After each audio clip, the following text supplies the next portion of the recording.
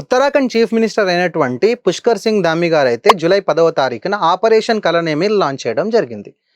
Operation కలనేమి యొక్క ముఖ్య ఉద్దేశం ఏంటంటే, ఎవరైతే బాబాలు, సన్యాసులు దొంగ బాబాలయుండి జనాల్ని చీట్ చేస్తూ మతాన్ని మిస్యూజ్ చేసుకుంటూ ఉన్నారో, అంటే ఈ దొంగ బాబాల్ని పట్టుకోవడానికి ఈ ఆపరేషన్ కలనేమిని లాంచ్ చేయడం అనేది జరిగింది.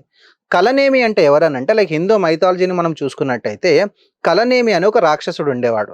ఆడేం చేసేవాడనంటే ఒక బాబా వేషంలో వేసుకొని జనాల్ని చీట్ చేసేవాడు అనమాట. సో దాన్ని బేస్ చేసుకొని దీనికి ఆపరేషన్ కలనేమి అనే పేరు అనేది ఇవ్వడం జరిగింది.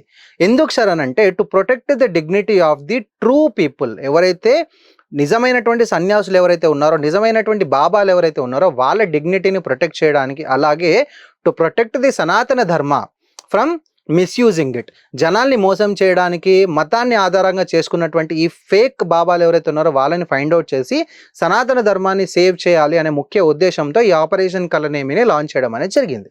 For more information please do like, share and subscribe to Vishnu is. All the best and happy learning.